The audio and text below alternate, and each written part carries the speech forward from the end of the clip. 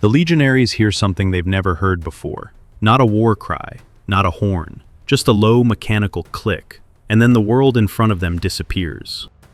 10,000 of the finest soldiers Rome ever produced. 200 defenders behind dirt walls in the middle of the desert. On paper, it's not even a contest. Except one side has machine guns.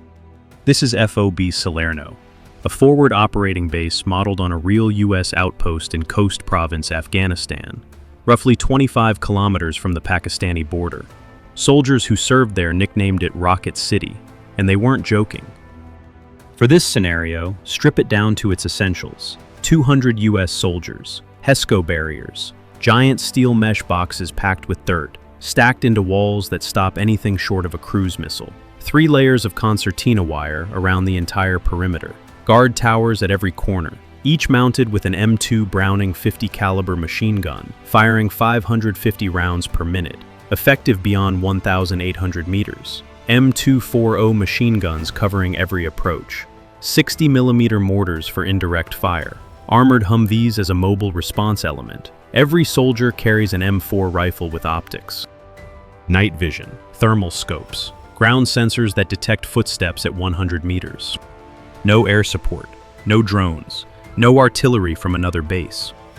Just the wall, the wire, and 200 men.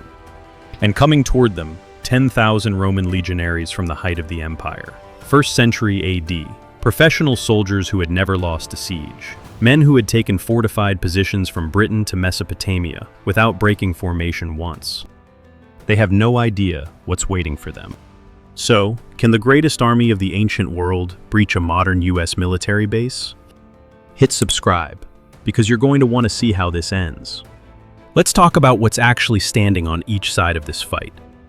10,000 Roman legionaries from the 1st century AD. These aren't conscripts pulled from farms and given a sword. They're career soldiers, men who've trained since adolescence, marched in full armor every single day, and built fortified camps from scratch every night on campaign.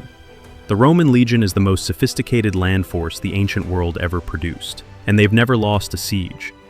Each legionary carries a scutum, a curved rectangular shield roughly 4 feet tall, weighing 22 pounds. Behind it, segmented steel plate armor covering the torso and shoulders. In his right hand, a pilum, a heavy javelin designed to punch through an enemy's shield and bend on impact so it can't be thrown back. At his hip, a gladius, 20 inches of Spanish steel, built for close quarters killing in tight formations. Their tactical answer to incoming fire is the testudo. Shields locked overhead, and on every side, the formation becomes a moving steel shell. It stopped Parthian arrows. It stopped enemy javelins. It walked through projectile storms that shattered every other army in the ancient world. It's about to meet something it was never designed for. Now look at the other side. 200 US soldiers aren't just better armed. They're operating an entirely different category of warfare. The M2 Browning 50 caliber machine gun fires a round the size of a man's finger at nearly 900 meters per second. That round doesn't deflect off a scutum. It doesn't slow down at armor. It punches through both and keeps tearing.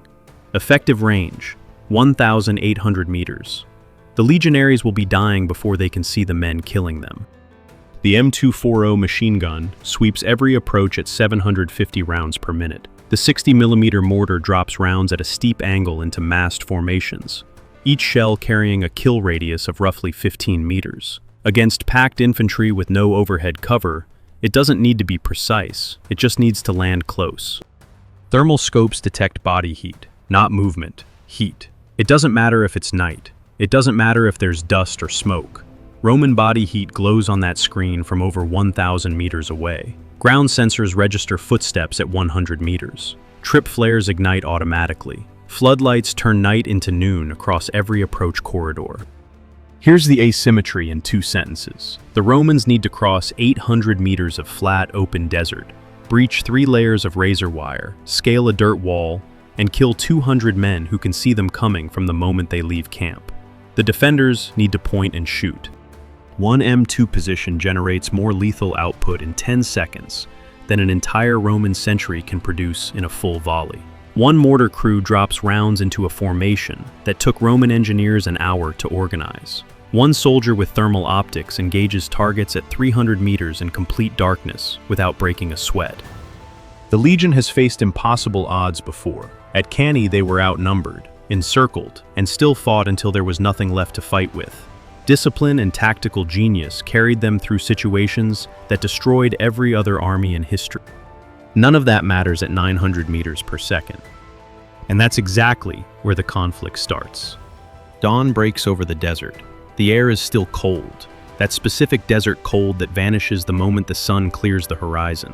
600 meters from the perimeter wire, 10,000 Roman legionaries form up in the darkness. Standards raised, shields locked, sentries in perfect alignment. The centurions give the order. They march. From the guard towers, thermal scopes snap onto them instantly. Not one man, 10,000 heat signatures moving in formation across open ground. The duty sergeant doesn't need to wake anyone. The sensors already did it. Within 90 seconds, every position on the perimeter is manned and loaded. The Legion closes to 500 meters. The M2 Brownings open fire. The first burst rips through the front rank like it doesn't exist. A 50 caliber round traveling at 900 meters per second shreds through the scutum, punches through the arm holding it, tears through the man behind him, and keeps going. The legionaries in the third row are dying from rounds that already killed 2 men in front of them. The formation shudders. Men fold in rows. The centurions do exactly what they're trained to do. Close ranks, push forward, tighten the formation. It's the worst possible response. Automatic weapons were designed specifically to destroy dense infantry formations. Every round that misses one man has 3 more directly behind him. The tighter the Legion packs, the more efficient every single burst becomes. In 10 seconds of sustained fire, one M2 position drives over 90 rounds downrange. Against a compressed century formation, that's not suppression. That's slaughter. The Testudo order goes out. Shields lock overhead and along the sides. The formation that stopped Parthian arrows for centuries closes into a steel shell and keeps moving. From inside the Testudo, the centurions hear something they've never heard before. Not the thud of arrows or the crack of sling bullets, but a continuous mechanical roar that doesn't stop to reload, doesn't pause between volleys, doesn't tire. The Testudo becomes a concentrated target. Mortars start dropping 60mm rounds into the rear formations, still crossing open ground. There's no warning sound the legionaries would recognize, just a distant thump, and then 15 meters of desert simply ceases to exist. The sentry behind closes the gap and marches directly into the same coordinates. 400 meters from the wire. The M240s rake the flanks, catching sentries that have drifted wide, trying to avoid tower fire. 750 rounds per minute, sweeping in long, controlled bursts across the desert floor. Every legionary who breaks formation looking for cover finds the same thing. Open ground. 300 meters. Trip flares ignite across every approach corridor simultaneously. The desert explodes in harsh white phosphorus light. Shadowless, perfect for defenders already tracking targets on thermal. For the legionaries, it means one thing. The darkness they were marching through is gone. 200 meters. The mortars shift to the dense rear formations. The machine guns concentrate on the leading sentries. The legionaries are now taking fire from 3 directions simultaneously. Towers left, towers right, Humvees rolling along the interior perimeter, tracking the assault from behind the wall. 100 meters. Roughly 400 legionaries reach the wire. Concertina razor wire is not a fence. It's a 3-dimensional tangle of interlocking steel coils with razored barbs every few centimeters, engineered to stop human bodies moving at speed. The legionaries hit it at a march and immediately understand that pushing harder makes it worse. The coils snap around legs, bite into arms, tear into scutum straps. Every movement drives another barb deeper. The formation that conquered the Mediterranean tears itself apart against a roll of steel wire. The M240s cover the wire at close range.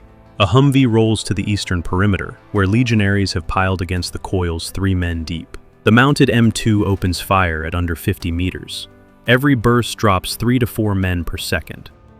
Soldiers on the wall engage with M4 rifles, firing downward into the men trapped in the wire below. At this distance, with optics, against stationary targets, it's not a firefight.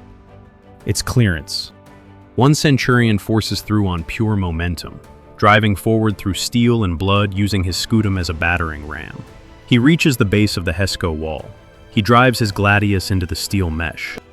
The blade finds packed earth, 2 meters of it. The wall doesn't move. He doesn't survive the next second. Behind him, 399 legionaries still caught in the wire are being engaged from above and from both flanks simultaneously.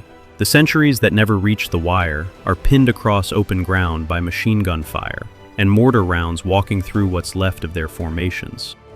90 minutes after the march began, the legion breaks. Not from cowardice. Roman legionaries don't break from cowardice. They break because the mathematics of the engagement have become impossible. 6,000 to 7,000 dead in 90 minutes. The survivors retreat in disorder, something Roman legions almost never did in any engagement against any enemy in 3 centuries of continuous warfare. The perimeter wire is still intact. The Hesco wall has 1 gladius scratch on it. The defenders haven't taken a single casualty. When the smoke clears, the answer is already obvious. 6,000 to 7,000 dead in 90 minutes. The survivors, roughly 3,000 men, don't scatter into the desert. They pull back. The centurions regroup what's left and do what Roman military culture trained them to do from day one. They analyze. And here's the thing. Their analysis is genuinely correct. The frontal march was wrong. The testudo was wrong. But the wire had a weak point. Where legionaries piled 3 men deep against the eastern coils, the combined weight of bodies and shields compressed the lower coils enough to create a gap. Not a breach, not enough to push through cleanly, but a gap that a better equipped force could exploit. Roman engineering built siege ramps at Masada, on top of a cliff in the Judean desert. Given materials and time, they could bridge that wire. Wooden frames, bundled brush, layered cloaks over razor coils as improvised matting. The centurions know exactly what needs to happen. There's just one problem. Time. The moment any engineering crew moves toward the wire, thermal scopes lock onto them at 1,000 meters. Every approach corridor is zeroed by interlocking M240 fire. Every gap in the concertina has a defender on the wall above it, and a mortar already calculating the same coordinates. Roman engineering can defeat obstacles. It cannot defeat obstacles while mortar rounds are already in the air. And that's the problem the centurions can't solve, because it's not just the wire. The FOB's defensive layers weren't designed to stop one threat. They were designed so that defeating any single layer drops you directly inside the next one. Cross the open ground, you're at the wire. Tear through the wire, you're at the base of the Hesco wall, with M4 rifles firing straight down from 3 meters above. Clear the wall, you're inside a perimeter with 200 soldiers, Humvees, and interlocking fields of fire with nowhere left to go. Each layer assumes the previous one has already failed. The testudo worked against arrows because arrows have a maximum rate of fire, limited by human arms. An M2 Browning doesn't have arms. It doesn't slow between volleys. 550 rounds per minute at the start of the engagement. 550 rounds per minute, 90 minutes later. The math never changes. But here's what the centurions understand that most commanders in history never had to face. It's not the firepower that kills the legion. It's the ammunition. Every ancient army that ever besieged a fortified position operated on one iron assumption. Defenders eventually run dry. Roman siege doctrine was built entirely around this reality. Surround. Apply pressure, wait for the fire to slacken, then breach. The FOB doesn't run dry. 210 rounds per soldier on the perimeter. Linked belts of 50 caliber ammunition feeding continuously into every M2 position. Hundreds of mortar shells stacked in the fire support bays. The garrison has enough left after 90 minutes of sustained engagement to do it again. That's the wall the centurions can't see and can't breach. Not the Hesco. Not the wire. The ammunition wall. The legion's greatest weapon was never the gladius or the pilum. It was time. Given enough of it, Roman engineers breached every wall the ancient world ever built. The FOB doesn't give them time. The greatest army the ancient world ever produced walked into a defensive system specifically built to defeat exactly what they were. Large numbers of disciplined infantry crossing open ground with hand weapons and shields. Every layer of that defense was waiting for them. And when the smoke finally lifts over the desert, it was never going to end any other way. So, who wins? It's not close. 90 minutes, 6,000 to 7,000 dead.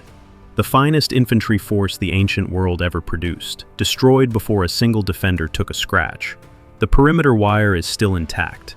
The Hesco wall has one gladius scratch at its base. That's the entire battle.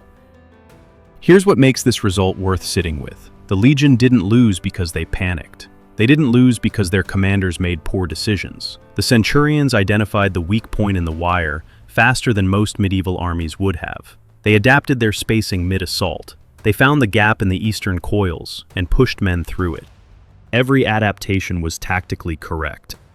Every adaptation arrived about 500 years too late. The Roman legion was built to defeat the most dangerous thing their world could produce.